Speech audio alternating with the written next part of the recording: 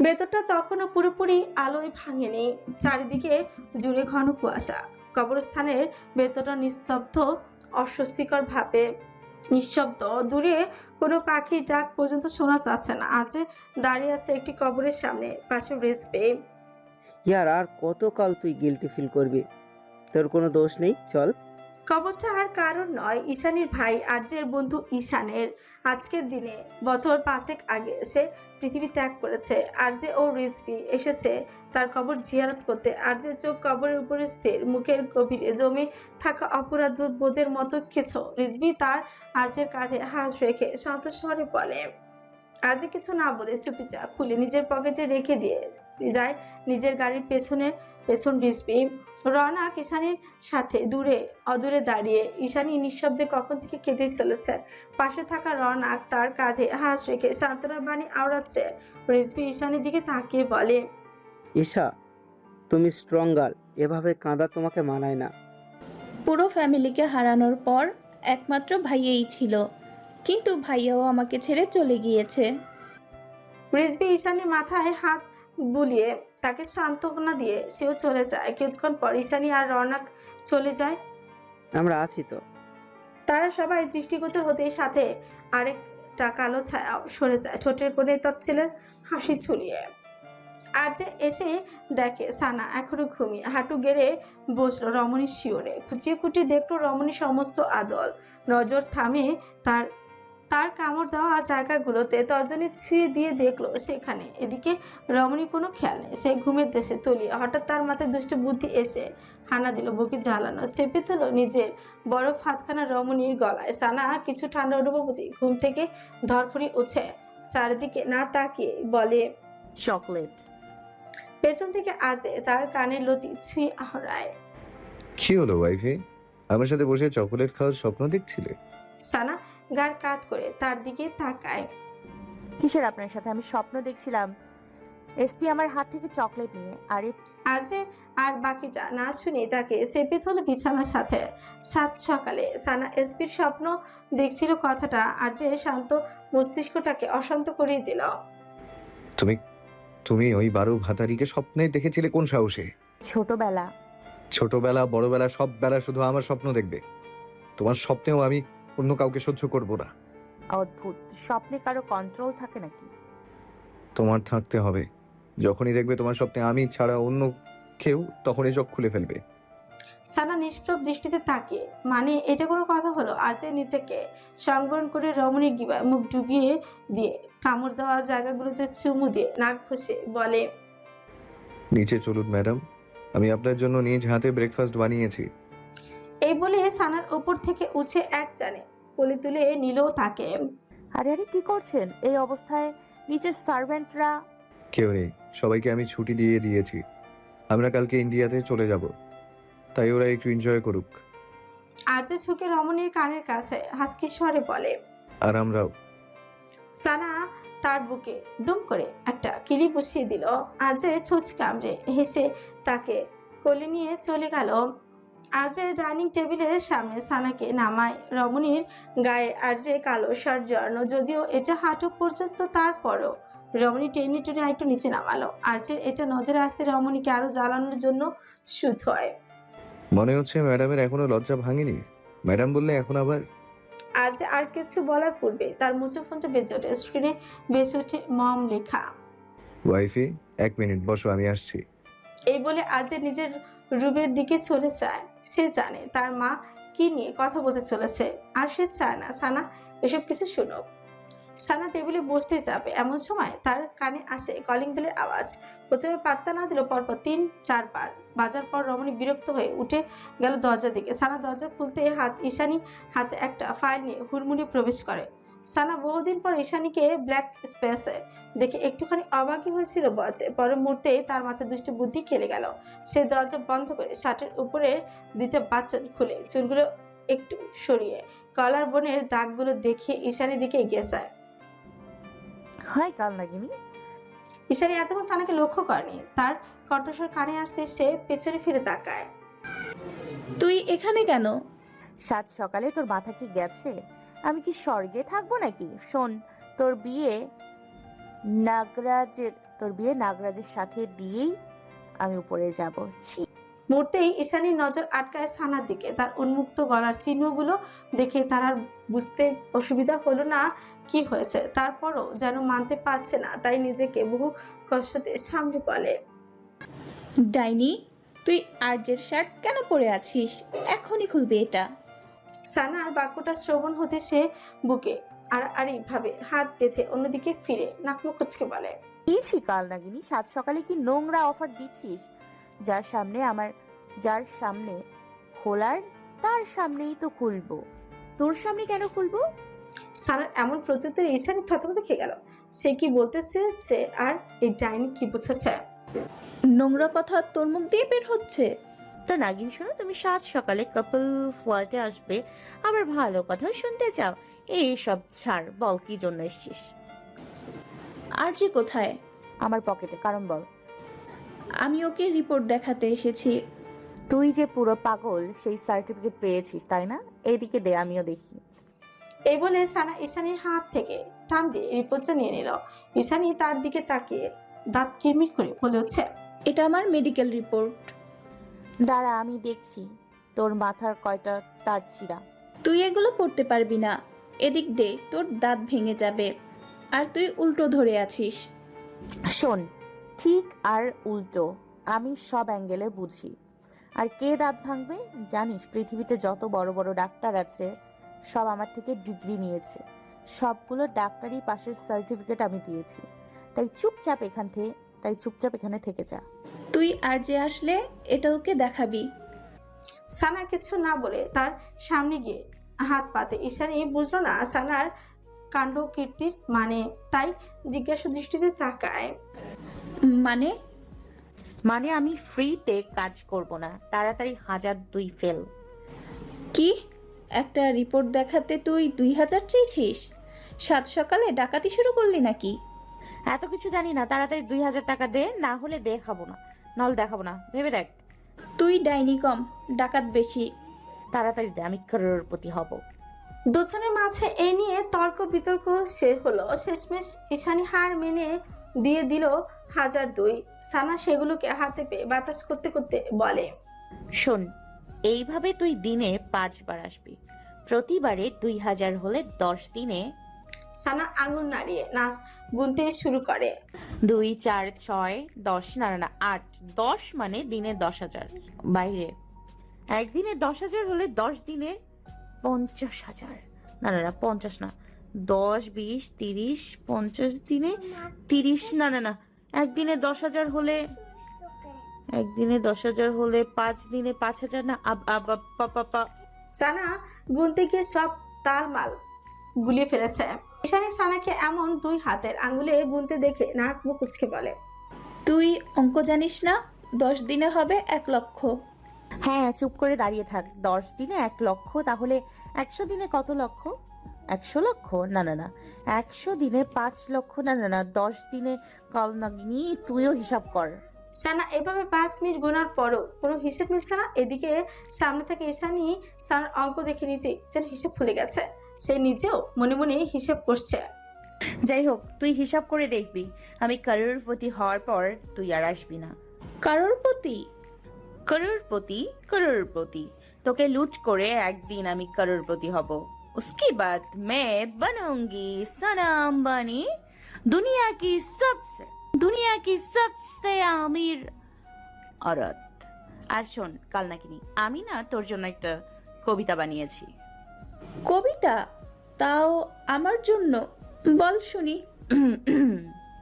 চোখ খুলে বিয়ে কর, মন দিয়ে সংসার কর, ফোকাসে রাখ নিজের জামাই, 2 হাতে ওড়াতে থাক ওর কামাই। ব্যাস, লাইফ ইজ সো সিম্পল। কেন নিজের লাইফ বানাতে চাস ডাম্পল? বল কবিতাটা কেমন লাগলো? একদম 3rd ক্লাস। তুই ফার্স্ট ক্লাস হলেই না কবিতা ফার্স্ট ক্লাস হতো। তুই 3rd ক্লাস, তাই কবিতাটাও 3rd ক্লাস। যাই হোক, তুই এই মুহূর্তে ফ্ল্যাট থেকে বেরো, না হলে প্রতি 1 সেকেন্ডের জন্য 2000 টাকা দিবি। ঈশানী সানার এমন হুমকি শুনে 1 সেকেন্ড এখানে নেই, সে দৌড়ে বেরিয়ে যায়। গ্যারান্টি নেই এই মেয়ে কখন আবার তাকে আরো টাকা লুটে নেয়। এক নম্বরের ডাকাত। ঈশানী যেতে সানা শব্দ করে হেসে দিল। তার কেন জানি এই কালনাগিনীর সাথে ঝগড়া করতে ভীষণ ভালো লাগে, তাও পায়ে পা লাগিয়ে। সে ফিরতে নজর আসে সিঁড়ি করে দাঁড়িয়ে আরজে, কেমন তার দিকে ঘোর লাগা দৃষ্টিতে তাকিয়ে। সানা আরজের নজর অনুসরণ করে নিজের দিকে তাকাতেই দেখে আরজে তার খোলা বোতামের উন্মুক্ত অংশের দিকে তাকিয়ে। মুহূর্তেই সানা তড়িঘড়ি করে বোতাম লাগাতে শুরু করে। তার আগেই আরজে এসে পড়ে। সানা টেবিল থেকে কাঁটা চামচ তুলে তার দিকে উঁচিয়ে পড়ে। দেখুন আমি তো দেখছি। আপনার মাথা, আর এক পা বাড়ালে আমি কিন্তু কাটা চামচ দিয়ে আপনার পা কেটে ফেলবো। দেখো ওয়াইফি, আমার এই ঠান্ডার মধ্যে গরম লাগছে, এদিকে এসো। আমি বলছি খারাপ হয়ে যাবে। তুমি আমার অবস্থা অলরেডি খারাপ করে দিয়েছো, আর কি খারাপ হবে? আরজের সামনে এসে তার কোমর চেপে ধরে। ঈশানী এসেছিল আপনাকে রিপোর্ট দেখাতে। এই বলে সানা তার বাড়িয়ে দেওয়া মুখের দিকে রিপোর্টটা ধরে। আজে ভীষণ বিরক্ত হলো সানার এমন কাছে। এই মেয়ে তার মুড খারাপ করতে এক্সপার্ট। আজে একটা দীর্ঘশ্বাস ছেড়ে সানাকে একটা নিজের কোলে বসিয়ে চেয়ারে বসে পড়ে। আরে আরে কি করছেন? ওর রিপোর্ট দেখে আমাকে বলেন ওর মাথার সবগুলো সিট ঠিক আছে কিনা। আজে সানা এলোমেলো চুলগুলো কানের পেছনে গুজে আওড়ায়। তুমি রিজভিকে চেনো? আপনার বন্ধু। আমার আরেকটা বন্ধু ছিল ঈশান। বলতে পারো আমার সারা জীবনে মাত্র দুটো বন্ধুই ছিল। ওর বোন হলো ঈশানী। আপনার ওই বন্ধু কোথায়? ও আর নেই, কিন্তু ও যাওয়ার আগে আমাকে আর রিজভিকে ওর বোনের দায়িত্ব দিয়ে গেছে। আসলে ঈশানীর ছোটবেলায় একটা অ্যাক্সিডেন্ট হয়েছিল, যার কারণে ওর ব্রেনে রক্তক্ষরণ হয়ে রক্ত জমে আছে, যাকে বলে ইন্ট্রাক্রেনিয়াল হেমাটোমা। আর সেটারই রিপোর্ট এটা। মুহূর্তে সানার মন খারাপ হয়ে গেল ঈশানীর জন্য। ঝগড়া যতই করুক, একটা মেয়ের এই অবস্থা। সানাকে মন খারাপ করতে দেখে আর যে কিছু একটা ভেবে ছোচ কামড়ে হেসে শুধল। তার মানে তুমি ঈশানীকে দেখাতে এমন করেছিলে? ওয়াইফে, আর ইউ জেলাস? মুহূর্তে রমণী ভাবনা থেকে ছিটকে বাইরে এসে এলোমেলো স্মৃতি হেসে উঠছে। আর যে বুঝলো না তার হাসির কারণ। জেলাস আমার জুতো। আমি তো ভাবছিলাম। সানা বহু কষ্টতে আর্যের থেকে নিজেকে ছাড়িয়ে উঠে দাঁড়িয়ে বলে, মিস্টার শারহাদকে আমাদের ফ্ল্যাটে ইনভাইট করব। সারহাদের নামটা শ্রবণ হতেই আর্যের মস্তিষ্ক সতর্ক হয়ে উঠল। সে নিজের চেয়ারে শক্ত করে ধরে হাত মুষ্টিবদ্ধ করে দাঁড়িয়ে পড়ে। তোমার এখনো নাম মনে আছে? রমণী তাকে আরো চালানোর জন্য বলে, যে মনের ভেতর ঢুকে যায় তাকে কিভাবে ভোলা যায় মিস্টার জওয়ান? ব্যাস এ একটা কথাই ছিল আর্যকে রাগানোর জন্য যথেষ্ট। বড় বড় কদম ফেলে এগিয়ে গেল সানার দিকে। সানা তার উদ্দেশ্য বোধগম্য হতেই লাগলো উঁচু দৌড়। এখন পালাচ্ছ কেন? আজকে আমি তোমার মন বের করে ওর নাম ডিলিট করব, না হলে রাতের মতো আবার ভোলার প্রসেসিং শুরু করব। দাঁড়াও। সানা দৌড়ানো মুডে নাই, সে পালাচ্ছে। পেছনে আছে পুরো ব্ল্যাক শেপ স্পেস ভরে উঠলো দুই কপতির হাসির ঝংকারে। পার্কিং লটে সানা দাঁড়িয়ে। সে আরজেকে ফেলেই চলে এসেছে। যেহেতু পার্টি জাওয়ান ম্যানশনে, তাই তারা আগে ওখানে যাবে এবং সেখান থেকে সাজগোজ করে পার্টিতে এন্ট্রি নেবে। সানা আসতেই দেখা হয়ে যায় এসপির সাথে, যে তার জন্য দাঁড়িয়ে আছে। তারা দুজনই প্ল্যান করেছে আগে চৌধুরী মহলে যাবে, তারপর সেখান থেকে সানিতাকে নিয়ে আসবে। এসপি তাকে দেখে এগিয়ে আসে। আরে কটকটি, তোর জন্য আমি কখন থেকে অপেক্ষা করছি। আরো 3 ঘন্টা আগে মেসেজ দিয়ে বলেছিস আসছি। চল, ওই রণবীরের জন্য লেট হয়ে গেছে। কেন, ওই জাউরু আবার কি করেছে? তুই বাচ্চা মানুষ, বুঝবি না, চল। তারা দুজনেই গাড়ির দিকে এগিয়ে যায়, কিন্তু ওঠার আগে পেছন থেকে কেউ জোরে এসপিকে ধাক্কা মেরে সরিয়ে দিল। এসপি নিজেকে সামলে তাকিয়ে দেখে আছে সানার যে পাশে এসপি দাঁড়িয়ে ছিল, ওই পাশটা ঝেড়ে পরিষ্কার করছে। এমন মনে হচ্ছে কোনো নোংরা লেগে আছে। এসপি নিষ্প্রভ দৃষ্টিতে তাকিয়ে আর যে নিজের কাজ সেরে সানার দিকে তাকে শক্ত কণ্ঠে আদেশ ছুড়ে, তুমি ঠিক 1 মিনিটে গাড়িতে উঠবে, না হয় খারাপ হয়ে যাবে। রমণীও নিজের জায়গায় গো ধরে দাঁড়িয়ে। আপনার হুমকি আমি ভয় পাই না। মনে রাখবেন, this is you like that is me. বরাবরের মতো আজে বুঝলো না তার কথার মানে। মানে বাংলায় বলো। এসপিও ওইখান থেকে তাদের দিকে একটু এগিয়ে আসে। আবে বলছে যেমন তুই তেমন তোর বউ। অদূরে দাঁড়িয়ে থাকা কারির মাঝে মুখে পানি দিয়েছিল, কিন্তু সানার এমন উল্টোপাল্টা ইংরেজি শুনে তার মুখের থেকে পানি ছিটকে বাইরে চলে আসে।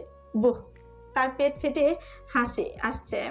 নিজের সাদা ছকছকে দাঁতগুলো বের করতেই দেখে আর যে রক্তচক্ষু নিয়ে তার দিকে তাকে ব্যাস ওই অবস্থায় সে স্ট্যাচু হয়ে গেল। কিন্তু হাসি আটকাতে না পেরে তার নাক মুখ দিয়ে পানি ছিটকে বাইরে চলে আসে। তারপরও হাসছে না, কারণ হাসলে আরজে তাকে এক্ষুনি খেয়ে ফেলবে। কালীন মনে মনে ভাবছে এখানে তার দোষ কি? সানা এমন ভুলভাল ইংরেজি বলছে সে লাইফও শোনেনি, তাই হাসি চলে আসতেই পারে, কিন্তু বস তো সেটা বুঝবে না। আজে চোখ সরাতে সে মুখে হাত দিয়ে হাসতে থাকে, কিন্তু এত কিছুর মধ্যেও হেলদোল সে যন্ত্র মানবের মতো দাঁড়িয়ে। আর সে কালিনের থেকে চোখ সরিয়ে সানার দিকে তাকে নিচু স্বরে বলে, ইডিয়েট, একে as you are so am I বলে। তারপর সন্ধ্যান দৃষ্টিতে তাকায়। সত্যি করে বলো, তুমি স্কুলে কয়টা ক্লাস করেছো? রমণী তার দিকে কোনো খেয়াল নেই, সে এক মনে নিজের নখ ঠিক করছে। ওই সময় আর যে এসপিকে ধাক্কা মারার সময় তার নখ উঠে গিয়েছে। তোর বউ পরীক্ষা ছাড়া আর ক্লাসই করতো না। 365 দিনে মাত্র 3 দিন ক্লাস করতো। তাহলে বাকি দিনগুলোতে কি করতে? কি আর করতো, সারা পাড়ার মানুষের গাছে গাছে চুরি করতো। আর যে তড়া করে এসপির দিকে তাকায়। শালা 12 ভাতারির বাচ্চা, তোর সাহস কিভাবে হলো ওকে চুরি শেখানোর? বিস্ময় এসপির কথা বন্ধ হয়ে গেল আর যে এমন আরোপ শুনে, চোখ দুটো কপালে। মানে এটা কোনো কথা হলো নাকি?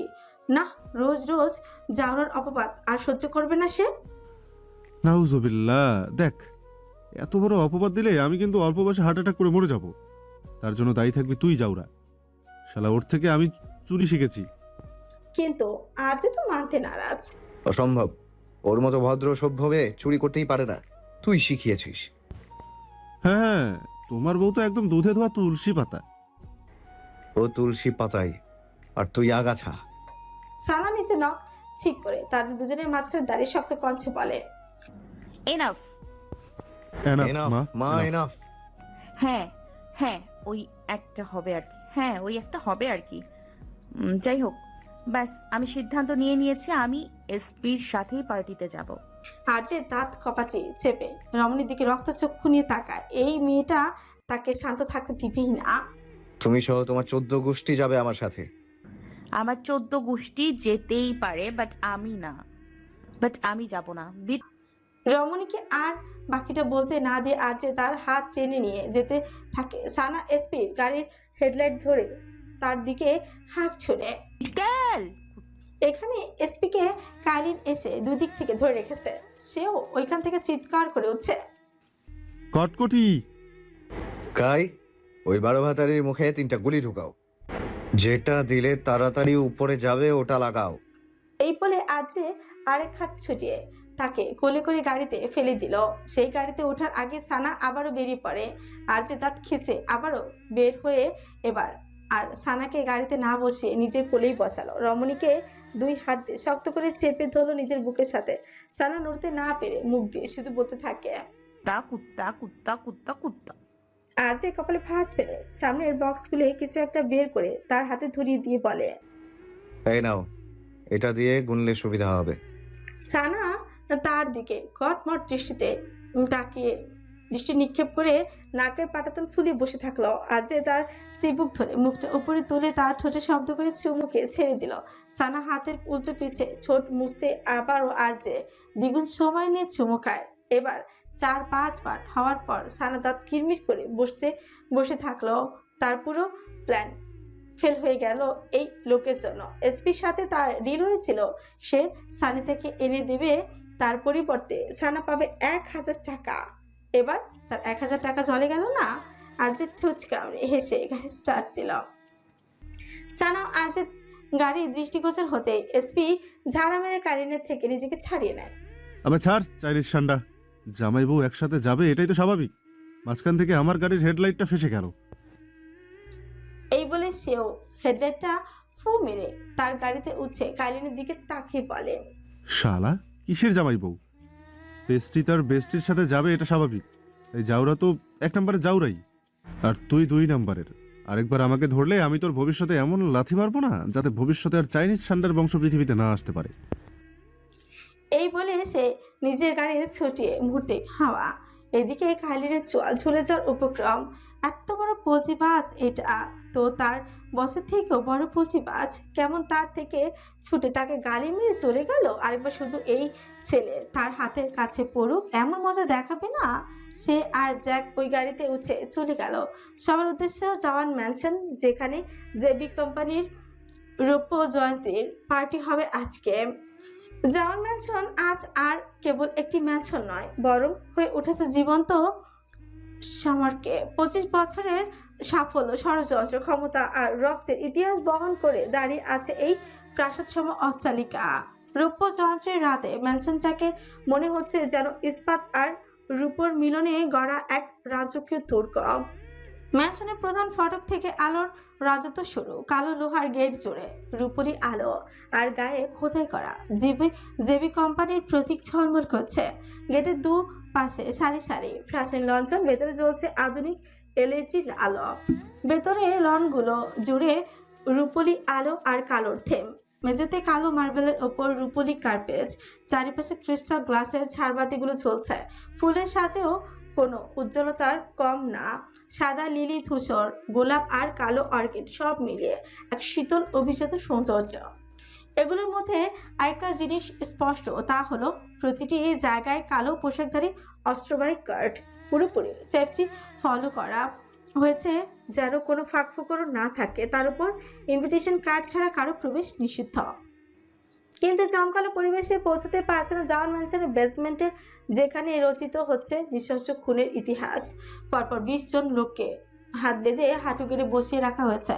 তারা নিজেরাও জানে তাদের সাথে কি হতে চলেছে, কেননা তারাও একসময় জেবির হয়ে কাজ করত। মূলত জেবির জন্য যারা কাজ করে তারা কতগুলো গ্যাংয়ে বিভক্ত এবং প্রতিটি গ্যাংয়ের লিডার একজন কুখ্যাত মাফিয়া। অবাধ সুবিধার সাথে বিভিন্ন ধরনের রুলস মানতে হয় তাদের। যেমন গ্যাংয়ের একজন যদি কোনো ভুল করে তাহলে তার মাসুল দিতে হয় পুরো গ্যাংকে। আর এই গ্যাংটাই হলো সিএসটো, যারা বাইরের দেশে থেকে অবৈধ উপায় অস্ত্র পাচার করে। সম্প্রতি এই গ্যাংয়ের একজন সারহাদের সাথে হাত মিলে তাদের গোপন কথা ফাঁস করেছে। তার সারহাদের কৌশলে তালহা আদিলকেও দিয়েও রেড ফেলিয়েছে সেই জায়গায়। সোফিয়া তাদের খোঁজার জন্য সকালে আরজিকে কল দিয়েছিল। সামনের বড় দুইটা আসন দখল করে বসে আছে স্বয়ং জেবি কিং ও সোফিয়া। আরজির মুখে সেই চিরচেনা শান্ত ভাব নেই, সেখানে দেখা যাচ্ছে হিংস্রতার চাপ। সোফিয়া ছোচে করে নিষ্ঠুর হাসি ঝুলিয়ে হাত দিয়ে ইশারা করার সাথে সাথে শুরু হয় নির্মম হত্যাকাণ্ড। উত্তপ্ত আয়রন, অ্যাসিড, কাটার, ইলেকট্রনিক শর্ট, আরো নানা রকম মরণাস্ত্র দিয়ে তাদের গলা ফাটা আর্তনাদ গুলো এক পলকের জন্য ছুতে পারেনি দুই মা ছেলেকে। কিয়ৎক্ষণ পর সোফিয়া আরজের দিকে তাকিয়ে বলে, Rano beta, this is the time to come your angry demon. এই ঘ্রাণ তাকে ড্রাগসের থেকেও বেশি কন্ট্রোল করতে পারে। কিয়ৎকাল পর চুল সরিয়ে রমণীর ঘাড়ে ছোট ছোট চুমুতে ভরিয়ে তোলে। এদিকে রমণী ভীষণ বিরক্ত। আরজিকে বারবার নিষেধ করার পরও শুনছে না। আরজি হাসকি স্বরে রমণীর কানের কাছে আওড়ায়। এই বলে ঘাড়ে তার ঠুকিয়ে দিল একটা ইঞ্জেকশন। মুহূর্তে আরজের চোখ মুখে ধরা দিল চরম নিষ্ঠুরতা। চোখগুলো লাল হয়ে উঠেছে রীতিমতন। হাতে শিরা চান চান। এক ন্যানো সেকেন্ডও দেরি না করে ঝাঁপিয়ে পড়ে লোকগুলোর উপর। এবার আর্তনাদ দ্বিগুণ হয়ে উঠছে। অবশেষে একজন স্বীকার করে সে সারহাদের সাথে হাত মিলিয়েছে। সোফিয়ার মুখে এইবার হাসি ফুটে ওঠে। ছোট ক্রু হাসি ঝুলিয়ে সেই ব্যক্তির ঠিক বরাবর চেপে ধরলো নিজের হাই হিলচা। মুহূর্তেই চামড়া ভেদ করে ঢুকে পড়ে নরম মাংসপিণ্ড ধারালো হিলের অংশ। I like to taste your liver. এই বলে সে সত্যি সত্যি একটা চাকু নিয়ে নিখুঁতভাবে সেই ব্যক্তির বুক চিরতে থাকে। নৃশংসতার এক পর্যায়ে সে পৃথিবী ত্যাগ করলো। থামিনি সোফিয়া, যেন সে রক্তের নেশে মেতে উঠেছে। After all she is a blood pathetic. Sana মাসও রিয়ানার রুম থেকে এসেছে। রিয়ানা আর ডিজাইন করা আর ড্রেস পরতে চেয়েছে তার। সে দরজা লক করে কাবাট করে পার্টির জন্য বেছে নেয় একটা কালো লং গাউন। গাউনের উপরে অংশে সংযত নকশা, নিচটা সম্পূর্ণ স্টোনের কাজ। সে একবার ভাবে ওয়াশরুমে চেঞ্জ করবে, পর মুহূর্তে আবার ভাবে রুমে তো কেউ নেই।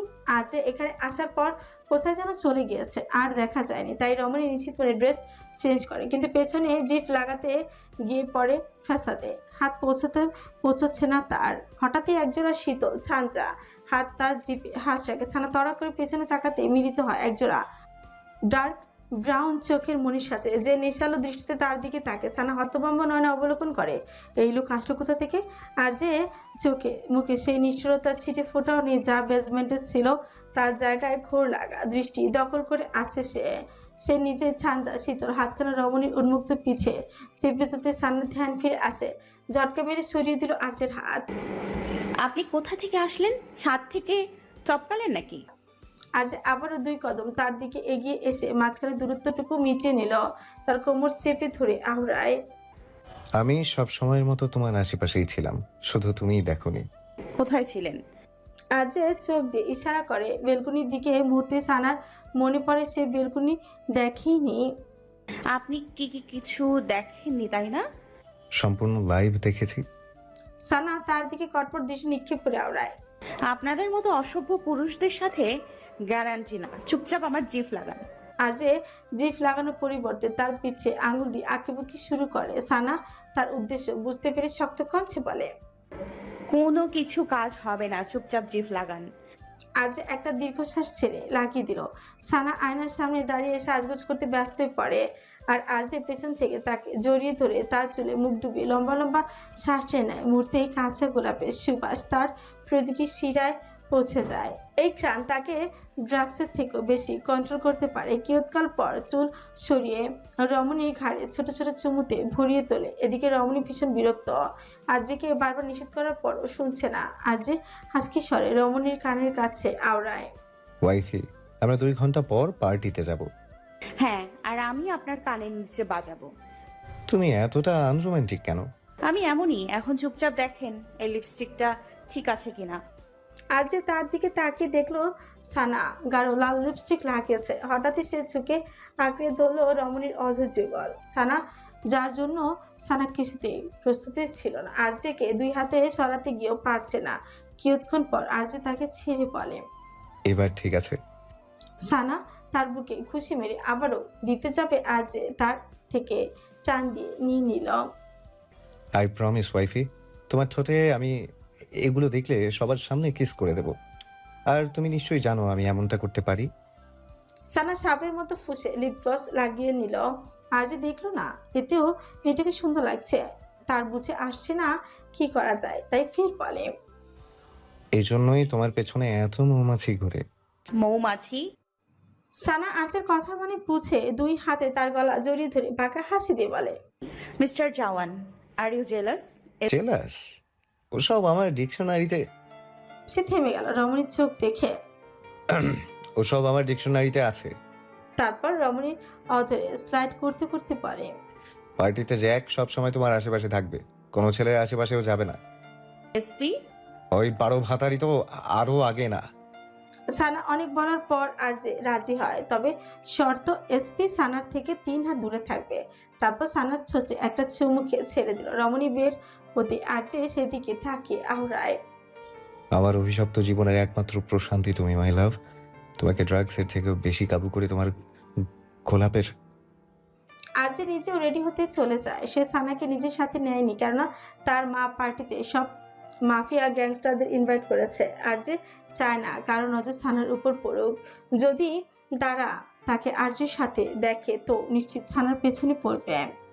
জাউন ম্যানশনের হল জমটা এতক্ষণে ভরে উঠে লোক সরগমে। চারিদিকে ঝাড়বাতে স্ফটিক, ভাঙনে ভাঙনে ছড়িয়ে পড়া গুঞ্জন, কাচের গ্লাসে গ্লাসে ছুকাছুকি আর অভিজাত মুখোশে ঢাকা অসংখ্য দৃষ্টি। ঠিক তখনই পরিবেশের ভেতরে একটা চাপা নড়াচড়া শুরু হয়। সব আলো যেন এক মুহূর্তের জন্য থমকে যায় প্রধান সিঁড়ির দিকে, যেখানে একসাথে প্রবেশ করে আরজে ও সোফিয়া। আরজে পরনে গভীর কালো স্যুট ম্যাচ ফিনিশ কাপড়ে তৈরি, ভেতরে কালো শার্ট, কোনো ছাই নেই। কাঁধের স্যুটের কাট নিখুঁত, হাতে কালো ফিতার বিলাসবহুল ঘড়ি। তার পাশে সোফিয়া কালো শাড়িতে, কিনারে সূক্ষ্ম রূপলি কাজ, গলার কাছে রূপালি চোকার চুল, পেছনে নিখুঁতভাবে বাঁধা, মুখে পরিমিত মেকআপ। ক্যামেরার ফ্ল্যাশ ঝলসে উঠছে তাদের দিকে বারবার, কিন্তু আর্যের দৃষ্টি সবকিছু ছাপিয়ে আটকায় বাফের সামনে দাঁড়িয়ে থাকা রমণীতে। ঈশানীর আজ একটু লেট হয়েছে আসতে, সেও কালো অফ শোল্ডার গাউন পরেছে, কিন্তু আসার পর থেকে লক্ষ্য করছে সানা বাফের টেবিলের সামনে একের পর এক পেস্ট্রি, কেক, চকলেট খেয়েই চলেছে। সে এগিয়ে গেল সেদিকে, তার ছিল স্বরে বাক্য ছুড়ে সানার দিকে। ডাইনি, একটু কম করে খা। মনে হচ্ছে পুরো পার্টির খাবার তুই একাই খেয়ে নিবি। এত খেলে তুই একদিন ব্লাস্ট হবি। সানা বিরক্তির দৃষ্টি নিক্ষেপ করে ঈশানীর ওপর। মন চাচ্ছে এই কালনাগিনী তার সাথে ঝগড়া না করলে ভাতই হজম হয় না। তারপর চোখ বুলিয়ে দেখলো তার মাথা থেকে পা পর্যন্ত। বাহ, আজকে একদম পারফেক্ট কাল নাগিন লাগছে তোকে। উপর কালা, নিচ কালা, মাইয়া তোর মন কালা, সব মিলিয়ে কালার পুরা ফুল প্যাকেজ তুই কাল নাগিনী। আর নিজের দিকে তাকা, দিন দিন কেমন গোল আলু হয়ে যাচ্ছিস। গোল আলু? আমি এতটাও মোটা নই। আমি বলছি তুই একদম গোল আলু হয়ে গিয়েছিস। এমন চলতে থাকলে একদিন মিষ্টি কুমড়া হয়ে যাবি। ঈশানী সত্যি সত্যি নিজের গালে রেখে দেখলো সত্যি কি মোটা হয়ে যাচ্ছে কিনা। সে নিজের ফিগার নিয়ে অনেক বেশি সচেতন। সানা ঈশানীর এইসব কাণ্ডে দেখে নিজেই মনে হেসে কুচি কুচি। শোন, আমার কাছে গোল আলুর সলিউশন আছে। কি? শোন, আমি এককালে ডক্টর নিউটনের টিচার ছিলাম। আইনস্টাইন আমার হাতে থাপ্পড় খেয়ে ডাক্তার হয়েছে। You can trust me without security. এরা তো বিজ্ঞানী ছিল, তাই না? আরে আমার সাথে দেখা হওয়ার আগে বিজ্ঞানী ছিল, দেখা হওয়ার পর ডাক্তার হয়ে গেছে। এখন কাজের কথায় আয়। ঈশানী মনোযোগ দিয়ে শুনতে শুরু করলো সানার কথা। এমন মনে হচ্ছে সে গুরুত্বপূর্ণ কিছু বলবে, কিন্তু তার ভাবনার উপর এক বালতি জল ছেলে সানা বলে, সকালে 5 কেজি চকলেট খাবি, দুপুরে 6 কেজি ভাত খাবি, রাতে 7 কেজি রুটি খাবি, আর সাথে প্রতিবেলা 2 কেজি করে মাংস খাবি। দেখবি তুই 3 দিনে 4 কেজি হয়ে গিয়েছিস। তুই কি আমার সাথে মজা করছিস? ও সব মজা টজা ছাড়। আমি তোকে এত বড় অ্যাডভাইস দিলাম, তার জন্য তুই আমাকে 2000 দিবি। কি? পার্টিতে তুই আমার থেকে টাকা খুঁজছিস? তোর মতো ডাইনি আমি আমার লাইফেও দেখিনি। দেখবি কিভাবে আমি এক পিসি। তাড়াতাড়ি এখন ভিজিট ফি দে। আমার চেম্বারে গেলে আমি 5000 নিতাম, এখন 2 হলেই চলবে। তুই ডাইনি কম, ডাকাত বেশি। আর তুই কালা নাগিন কম, কিপটা নাগিন বেশি। তাড়াতাড়ি দে, আমি কারোর প্রতি হব। ঈশানী তার কথার কান না দিয়ে কোনো মতে নিজের জীবন নিয়ে পালায়। কেন যে সে এই ডাইনির সাথে কথা বলতে এসেছে নিজেও জানে না। সানা তার যাওয়ার দিকে তাকে তার ছেলের স্বরে বলে উঠছে, শালি কাল নাগিনী, 1 নম্বরের কিপটা। 1002 দিলে কি এমন হয়েছে তো? আচ্ছা তাহলে 10 টাকা দে আমাকে। তুই জীবনে 10 টাকা একসাথে দেখেছিস? হ্যাঁ, তোর থেকে 1 টাকা খুঁজলেও আমি জীবনেও দেখি না। লাইফে তো একটা পয়সাও তোর পকেটে থেকে বের হয় না। চুপ কর, আয় করা অনেক কষ্ট। দেখেছিস কিভাবে লুটতে হয়?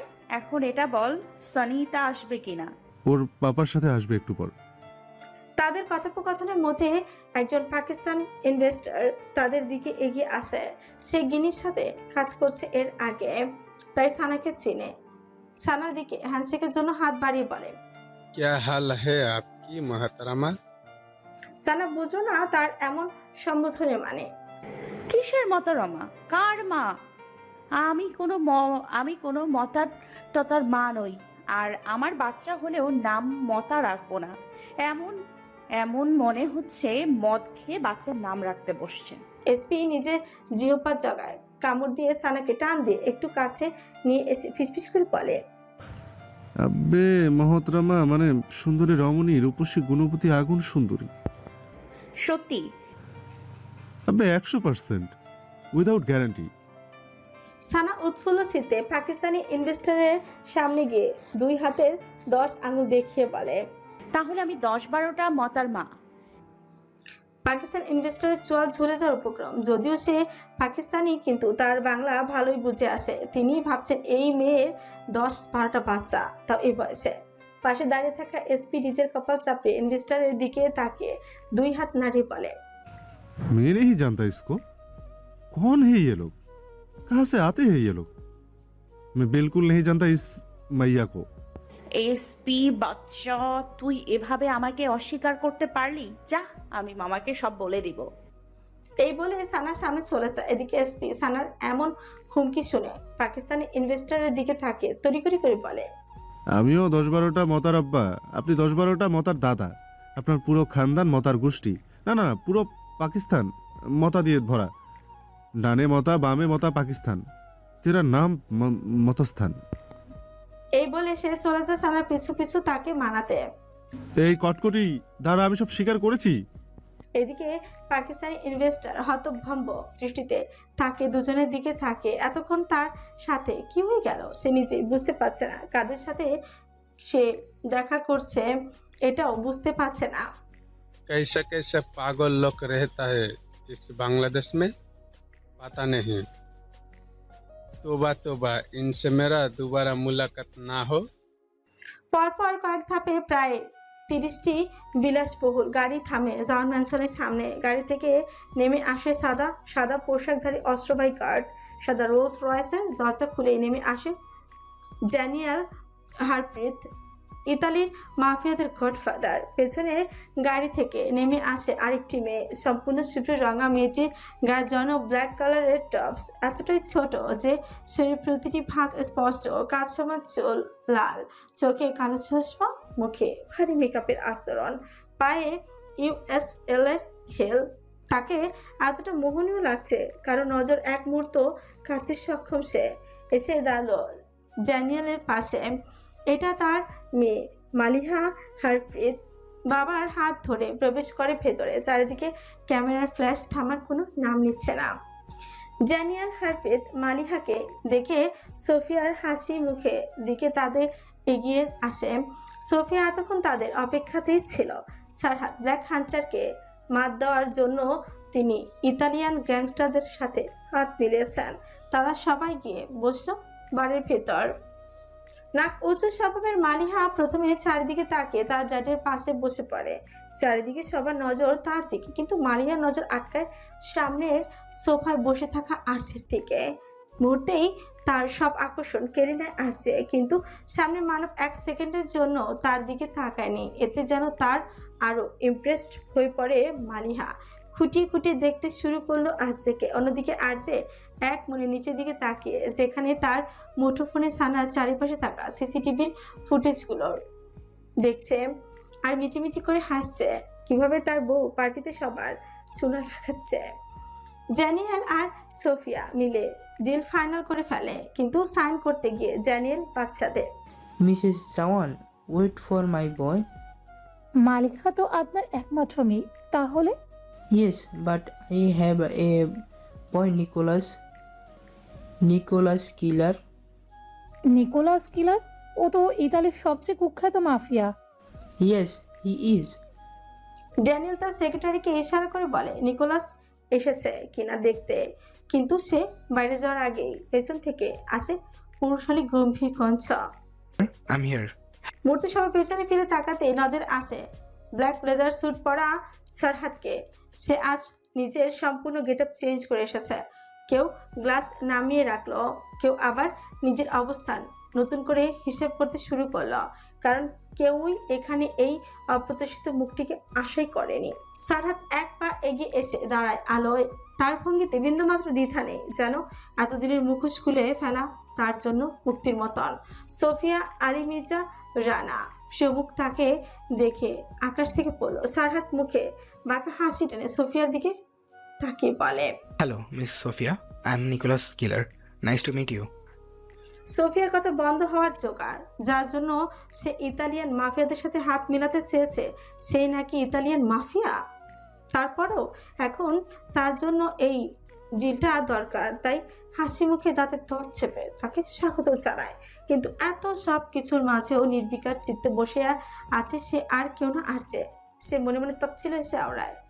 যাক, অবশেষে তুই তোর আসল রূপে ফিরে এলি। এবার খেলা জমবে। না হয় তোকে আঘাত করতে আমার বড্ড আফসোস হতো। সারাত অন্যদের সাথে কথা বলছে এমন সময় মালিহা জ্যানিয়েলের কানে কানে কিছু একটা বলে। সারাত সবার সাথে পরিচয় পর্ব শেষ করে চোখ ঘুরে দূরে দাঁড়িয়ে থাকা সানার দিকে তাকায় একবার। ড্যানিয়েলের সাথে কথা বলে আরজের দিকে একটা বাঁকা হাসি দিয়ে সানার দিকে এগিয়ে যায়। আরজে বুঝল না তার হাসির কারণ, কিন্তু সানার দিকে এগোতেই দেখে আরজে তার হাতের মুষ্টি বদ্ধ করে চোখ শক্ত করে উঠে দাঁড়ায়। পা বাড়াবে এমন সময় সোফিয়া তাকে আটকে ফেলে। রনু, এখনই ডিল সাইন হবে, তোমাকে এখানে থাকতে হবে। সে সোফিয়ার দিকে রক্তচক্ষুতে তাকে দন্ত পাচি পিষে বলে, মম, I told you leave my hand. সামনে থাকা জ্যানিয়েল তাদের মা ছেলে কথোপকথন শুনিনি, তাই নিজের মতো প্রস্তাব রাখে। দেখুন মিসেস জাউন, যেহেতু আমরা ভবিষ্যতে কাজ করব, তাই সম্পর্কটাকে আরো পাকাপোক্ত করতে চাই আমি। আপনি ডিরেক্ট বলুন আপনার কি লাগবে, আমি সব কিছুতেই রাজি। আমি চাই এই পার্টিটা আপনার ছেলের সাথে আমার একমাত্র মেয়ের মালিহার এঙ্গেজমেন্ট দিতে। সোফিয়া তড়িৎ গতিতে আরজের দিকে তাকায় তার হাবভাব দেখার জন্য, কিন্তু না, আরজের এদিকে কোনো ধ্যান নাই। সে দাঁত খিচিয়ে হাত দিয়ে নিজের ঘাড় ঘষছে, সাথে ভারী ভারী শ্বাস ফেলছে। তার চোখের দিকে তাকাতে সোফিয়া আটকে উঠে কেমন লাল হয়ে উঠেছে। তাকে দেখে এখন মনে হচ্ছে সে নিজের সাথে যুদ্ধ করে নিজেকে সংবরণ করছে। সোফিয়া তার দৃষ্টি অনুসরণ করতে নজরে আসে সানার পেছনে সারহাদের হাত, আর সামনে কয়েকটা ইনভেস্টরের সাথে দুজনেই হাসি মুখে কথা বলছে। আর যে বিবাহিত, এমন একটা নিউজ কেন লুকিয়ে রাখা হলো ম্যাডাম বলুন? তাহলে আরজের ব্যাপারে সব কি মিথ্যা ছিল? মিস সোফিয়া আমাদের জবাব দিন। এর উপর ক্যামেরা তাক করা সোফিয়ার দিকে আর ছড়া হচ্ছে হাজারটা প্রশ্ন। সোফিয়া তাদের দত চেপে সবটা গেলছে, ইচ্ছে করছে এই মুহূর্তে আগুন জ্বালিয়ে দিতে। মস্তিষ্ক ফেটে যাচ্ছে রাগে, মুচো করে রাখা হাত এখনো কাঁপছে। ভাবনার মধ্যে খেলে গেল একটু আগে আরজের করা কর্মকাণ্ডগুলো। তখন আরজে অগ্নি দৃষ্টিতে তাকে সারহাত ও সানার দিকে। সোফিয়া আরজের উদ্দেশ্যে বুঝে নিচু স্বরে ফিসফিস করে বলল, listen Ronu, it's important, mister ড্যানিয়েলকে হাতছাড়া করা যাবে না। অদূরে দাঁড়িয়ে থাকা ড্যানিয়েল ফের বলে, marry my daughter. Ronu, say yes. এবার আরজের রাগের পারদ ভেঙে পড়ল। সমস্ত বাঁধ ভেঙে এক ঝটকায় সরিয়ে দিল সোফিয়ার হাত। অবস্থান কাল ক্ষণ সব ভুলে ড্যানিয়েলের দিকে তাকিয়ে রুক্ষ স্বরে বলে, Fuck your daughter. Ronu, RJ তাকে থামিয়ে তার দ্বিগুণ তেজ নিয়ে গর্জে উঠছে, Enough is enough, মম। আমি তোমাকে শুরুতেই বলেছি, বিষয়টা সানা হলে পৃথিবীর সব কিছু মূল্যহীন আমার কাছে। আরজের এরকম হুঙ্কারে মুহূর্তেই সকলের কেন্দ্রবিন্দু হয়ে উঠে দাঁড়া। আর ক্যামেরাগুলো তো অপেক্ষাই করে এমন সব মুহূর্তের জন্য। এক ন্যানো সেকেন্ডের দেরি না করে আরজে ভিড় কেচে ভারী ভারী কদম ফেলে চলে গেল সারহাত আর সানার সামনে।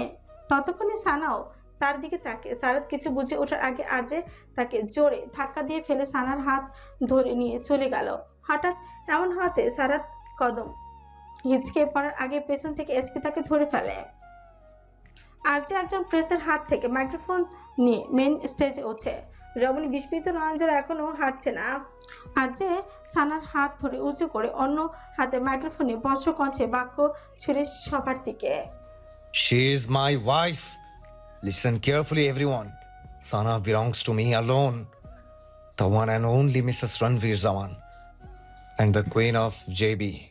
My weakness and the reason kingdom burn. তার এমন স্বীকারোক্তিতে সবাই হতভম্ব বাকরুদ্ধ।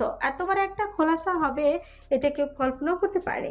সবাইকে আরো বেশি অবাক করে দিয়ে আরজের হাতের মাইক্রোফোনটাকে দূরে ছুঁড়ে আঁকড়ে ধরে রমণীর অধর যুগল। রমণী এখনো নিজের বিস্ময় কাটিয়ে উঠতে পারছে না, আর না কেউ। কিন্তু এত সবকিছুর মাঝেও একজনের মুখে উচ্ছ্বাসের কমতি নেই। সে আর কেউ না, এসপি। উফ, তার চোখ ঘুরিয়ে চারিদিকে তাকাতেই দেখে সবার দৃষ্টি অদ্ভুত।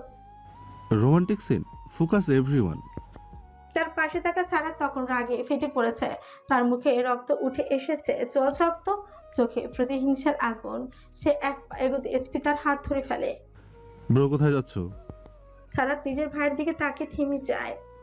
আজ যে পাক্কা 5 মিনিট পর সানাকে ছেড়ে আর অপেক্ষা না করে একটানে কোলে নিয়ে সিঁড়ি ভেঙে উপরে উঠে চলে যায়। এদিকে পুরো হল রুম জুড়ে উঠে যায় গুঞ্জন, ছড়িয়ে পড়েছে, সাথে কয়েকটা হানা দৃষ্টি পড়ে সানার উপর। তার মধ্যে প্রথমেই আসে আতিকুর রহমানের ছোট ছেলে ফারহানুর রহমান। এসপি তা যাওয়ার পরে পাশে তাকিয়ে দেখে সারহাত নেই। তার মোবাইলে সানিতার মেসেজ আসে সে এসেছে। এসপি নিজেও চলে যায় সানিতাকে আনতে। আর যেতে প্রেস মিডিয়ার দৃষ্টি ঘুরে যায় সোফিয়ার দিকে। প্রেসটা ছুটে আসে একটার পর একটা। সোফিয়া দাঁড়িয়ে থাকে নিখুঁত ভদ্রতায়, ছোটে হাসি মাপা, মার্জিত, প্রশিক্ষিত। মুহূর্তেই গার্ডস এসে তাদের আটকে দেয়। এই মুহূর্তে তাকে শান্ত থাকতে হবে। লম্বা একটা শ্বাস টেনে নিজের ঠোঁটের কোণে মিকি হাসি দিয়ে মালিহার দিকে তাকায়। মালিহা মেয়েটা ওই রণ। তাকে বাক্য সম্পূর্ণ করতে না দিয়ে হাত উঠিয়ে থামিয়ে দিল মালিহা। মালিহা, হারবিতের ম্যারিড মানে কোনো ইন্টারেস্ট নেই, বাট আপনার ছেলের চয়েস দেখে আমি শিহরিত। এমন একটা মিডল ক্লাস মেয়ে বিয়ে করেছে, আনবিলিভেবল। Daddy, let's go. সোফিয়ার ইচ্ছে করছে এই মেয়ের দুই গালে ঠাস ঠাস করে দুটো বসাতে, তারপর দত চেপে তার কথা হজম করে। জেনের দিকে তাকায়, যাকে কোনো মতে হাতছাড়া করতে পারবে না তিনি। মিস্টার ড্যানিয়েল, আমি চাই আজকে আপনি আমার মেনশনে থাকেন। বুঝতেই তো পারছেন পরিবেশ উত্তল। কিন্তু মালিয়া গোধরে বসে আছে, সে থাকবে না। সোফিয়া অনেকবার বলার পর ড্যানিয়েল রাজি হয়। সোফিয়া মুসাফের সাথে তাকে উপরে পাঠিয়ে নিজেও চলে গেলেন পরিস্থিতি সামলাতে। রাগে গজ গজ করে সব স্বীকার করে নিল সোফিয়া। যদি এখানে রণ থাকতো তাহলে সবগুলোকে এক্ষুনি মেরে ফেলতে তিনি। একটা খবরও বাইরে যেত না। রুমের দরজাটা বন্ধ হতে আর যে ভেতরে সহনশীলতা সব বাঁধন ভেঙে যায়। আর যে এক মুহূর্ত দাঁড়িয়ে থাকে, তারপর ধীরে ধীরে ঘুরে সানার দিকে তাকায়। তার শরীর কাঁপছে রাগে, বুক উঠানামা করছে ভারী শ্বাসে। চোখ দুটোতে যেন আগুন চাচ্ছে, নিভু নিভু নয়, পুরো অগ্নিশিখা। চেপে ধরে রমণীকে দেয়ালের সাথে। তোমার সাহস কিভাবে হয় আমার নিষেধাজ্ঞা উপেক্ষা করার? সানা কিছু বলতে যায়, কিন্তু আর যে থামিয়ে দেয়। একদম চুপ। আজ আর একটু এগিয়ে এসে দ্রুত মিটিয়ে নেয়। বাতাস ভারী হয়ে ওঠে তার চোখে মুখে পাগলাম। ওই সারা হাত তোমাকে ছুঁয়েছে? তার হাত দুটো মুঠো হয়ে আছে, আঙুলগুলো এত শক্ত করে বাঁকানো যে শিরে ফুলে উঠেছে। সানা বিস্মিত চোখে তাকিয়ে কে তাকে ছুঁয়েছে সেই বুঝতে পারছে না। রণবীর। কিন্তু না, বিপরীত পাশে মানবের তার কথায় কোনো ধ্যান নেই। সে হঠাৎই দেয়ালে খুশি মারে, শব্দটা ঘর কাঁপিয়ে তুলে। তারপর সানার দুই হাতের বাহু শক্ত করে নিজের নির্দন্ত পাটি পিষে বলে, ওয়াইফি, তুমি চাইছো আমি তোমাকে 4 দেয়ালে বন্দী করি। ইউ নো হোয়াট, এখন আমি সেটাই করব। আর সহ্য করতে পারলো না সানা। আর যে এত জোরে তার হাত ধরেছে যেন এই মুহূর্তে চামড়া ভেদ করে নখ দেবে যাবে শরীরে। ব্যথায় বারবার কুকড়ে উঠছে রমণী। হঠাৎ ঠাস করে মেরে দিল আজের গালে এক থাপ্পড়। এতে আজের হাত আলগা হয়ে এলো। সানা ধাক্কা মেরে তাকে সরিয়ে দিল। স্টপ ইট রণবীর, উনি আমাকে টাচ করেনি। আমি এতটাও ভালো নই যে কোনো পুরুষ, যে কোনো পরপুরুষ আমাকে ছোবে আর আমি চুপ করে থাকবো। রমণী কিছু পল থেমে ফের বলে, ইউ নো হোয়াট, এখন আমি কথা বলার মুডে নেই। আর আর না আপনি, এই বিষয়ে আমরা পরে কথা বলবো। এই বলে সানা এক কদম এগোতে আর যে নিজের মধ্যে ফিরে আসে। সে এতক্ষণ কি করছিল বুঝতে পেরে রমণীকে পেছন থেকে জড়িয়ে ধরে। আই এম সো সরি জান, sorry my love, I am sorry. I never mean to hurt you. I don't know ওই সময় আমার কি হয়ে গিয়েছিল। সানা নিজের দাঁত খিচে আজের হাত ছাড়ানোর চেষ্টায়। এতে আজের বাঁধন আরো শক্ত হলো। তার চুল সরিয়ে নরম ভাবে চুমু রাখলো ঘাড়ে গ্রীবা দেশে। Leave me. আজে তার কানের লতিতে চুমু খেয়ে কাতর কঞ্চে আওড়ায়, I need you right now, my love. Your Ranveer needs you the most right now. Please let me calm down. এই বলে সানাকে ঘুরিয়ে একটানে তার জিভ খুলে দিল। রমণীর মুখ কিছু বলার পূর্বে আর যে হামড়ে পড়ে তার অধরে। এই অবস্থায় তাকে কোলে তুলে নিয়ে যায় বেজে। পুরো কক্ষ দুই কপত কপতি শ্বাসে ভারী হয়ে উঠছে। জাওয়ান ম্যানশনের একটা রুমে সারহাত হাঁটু গেড়ে নিচে বসে। পুরো রুমের অবস্থা বেহাল। দেখে মনে হবে কেউ তাণ্ডবলীলা চালিয়েছে। সেটা আর কেউ না, সারহাত। সে বুকের কাছে শার্ট মুঠো করে ধরে। শ্বাস নিতে কষ্ট হচ্ছে, ঘরের বাতাস যেন ভারী লোহার মতো চেপে বসেছে। বুকে ওঠানামা করছে দ্রুত, কপাল বেয়ে ঘাম নামছে নাকি চোখের ভেতরে আগুন গলে বের হচ্ছে বোঝা যায় না। হঠাৎ সে আবারও চিৎকার করে ওঠে, দুই হাতে মাথা চেপে ধরে, আঙুলের ফাঁক দিয়ে বেরিয়ে আসে কাপা শ্বাস। কিয়ৎকাল পর রুমে প্রবেশ করে এজাজ।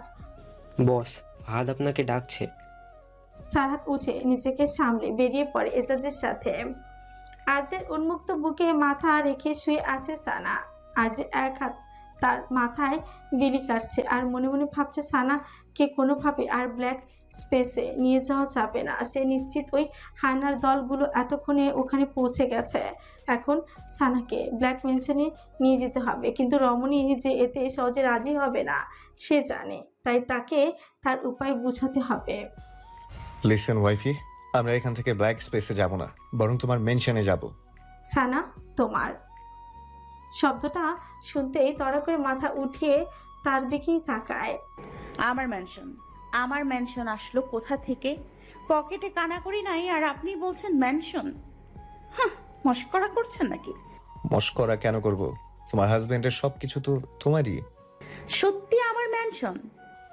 সানা কিয়ৎকাল তাসরা চোখে তাকে অবলোকন করলো আর্যের হাব ভাব বোঝার জন্য। না, আর্য সিরিয়াস। মানে আপনি সত্যিই বলছেন? একদম সত্যি ম্যাডাম।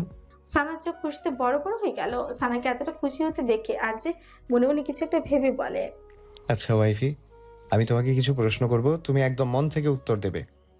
আচ্ছা বলুন, আজকে আপনার সব কথার উত্তর হবে। ওকে, তোমার কাছে দুটো অপশন থাকবে, তুমি যে কোনো একটা সিলেক্ট করবে। Okay. First, rich or handsome. Rich. সবাই হ্যান্ডসাম চুজ করে, তুমি রিচ কেন চুজ করেছো? আরে কি বলছেন কি? আমি চেহারা ধুয়ে পানি খাবো নাকি?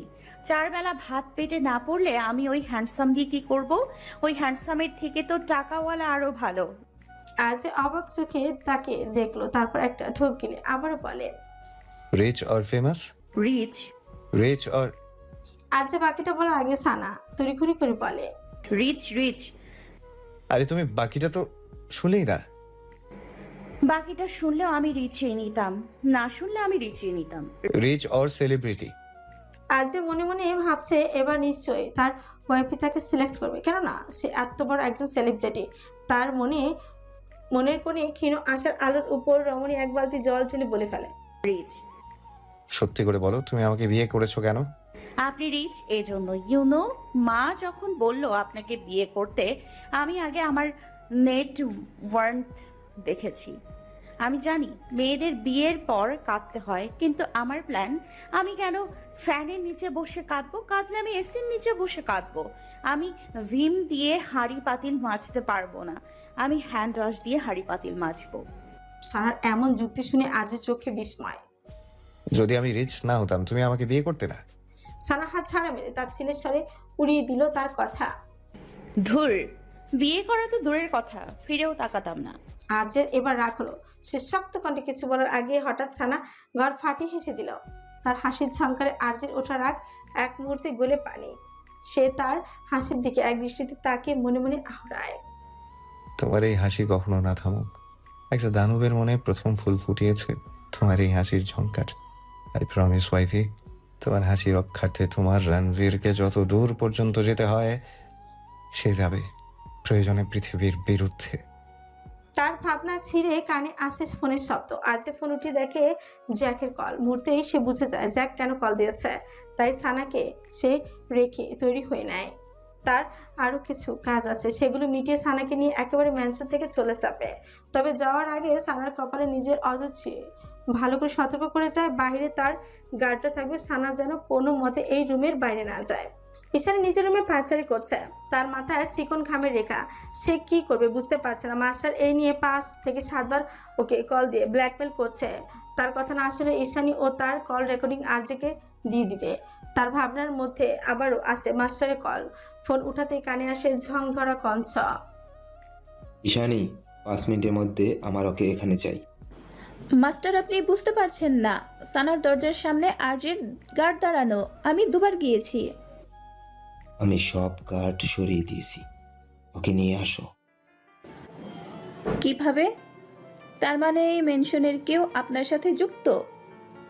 সেটা তোমার ভাববার বিষয় না। তুমি তোমার কাজ করো। You have just 10 minutes.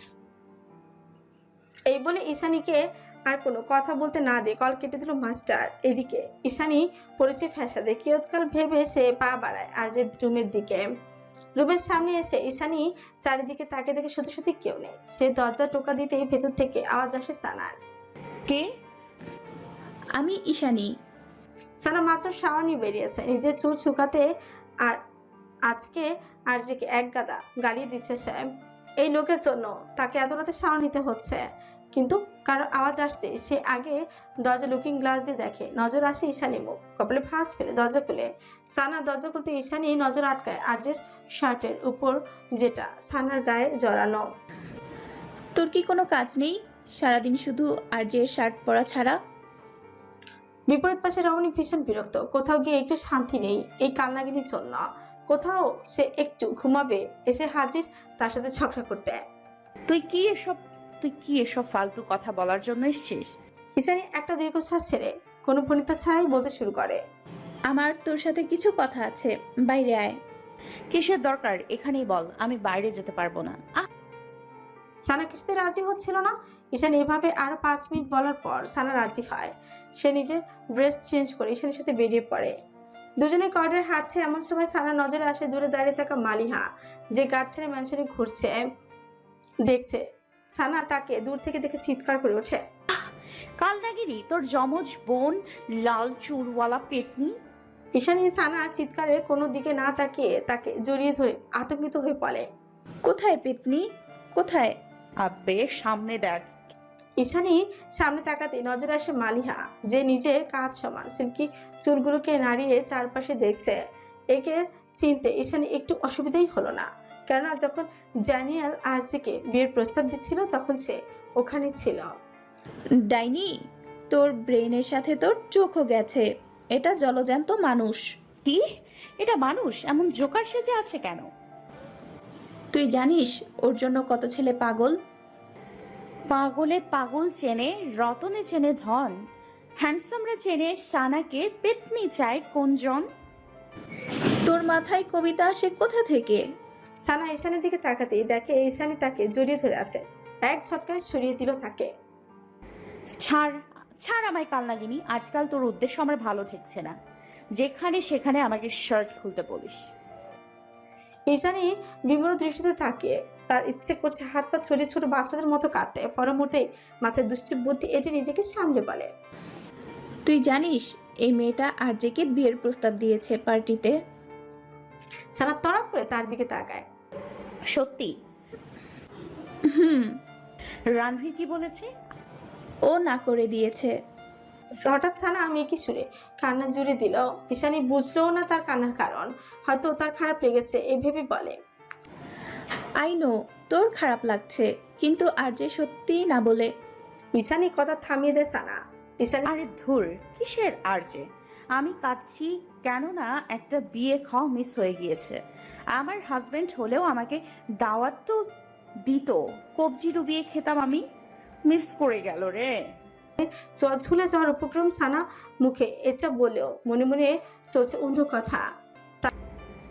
যদি ওই রণভীর হ্যাঁ বলতো তাহলে এতক্ষণে সে থাকতো উপরওয়ালার স্মরণে, আর সবাই থাকতো ওর জানা যায়। ভাগ্যের জোরে বেঁচে গেছে বেটা। তারপর ঈশানীর দিকে তাকিয়ে বলে, চল ওই লাল পেটনির একটু ক্লাস নিয়ে আসি। এ বলে সানা এগিয়ে গেল মালিহার দিকে। সানাকে দেখে মালিহার 1 সেকেন্ডও লাগলো না তাকে চিনতে। সে পার্টিতে খুব ভালো করে দেখেছে, যদিও আরজের উপর সে ক্রাশ খেয়েছিল, কিন্তু আরজের মতো এমন একটা হ্যান্ডসাম ছেলের বউ হিসেবে সে এই মেয়েটাকে মানতেই পারছে না। সো তুমি আরজের ওয়াইফ? ঠিক ধরেছিস পেতনি, এখন তোর নাম বল। মালিহা বুঝলো না সানার সম্বোধনের মানে, তাই সে হাত দিয়ে চুলগুলোকে ফ্লিপ করে বলে, মাই নেম ইজ মালিহা। সানাও বুঝেও তাকে জ্বালানোর জন্য বলে, কোন বাগানের মূলা? আই মিন মালি। What nonsense, it's Maliha. আরে আমি মালিই তো বলছি। মালিহা। বাগানের মালি। শোন, ইটস মালিহা। তুমি কানে শুনতে? বাগানের মালি যতই তুই মুখ চোক্কা করে বলিস মালকিন, ওই মালিই থাকবি, মালকিন হবে না। তারপরে লাইন বল। Oh my god, it's not Mali, it's Maliha, হারপিট। এদিকে তাদের কথোপকথন শুনে ঈশানী হাসতে হাসতে পেট ধরে বসে পড়েছে নিচে। আব্বে পেতনি, তুই আর নাম পেলি না? হারপিক রেখে দিলি। অবশেষে তোরা হারপিককেও ছাড়লি না। মালিহার রাগের পারদ এবার উচ্চ সীমায়।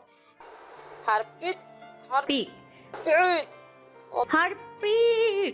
এমন 4-5 বার হওয়ার পর মালিহা হার মেনে হাত নাড়িয়ে তার ছেলের স্বরে বলে, oh my god, worst fooling peoples are here.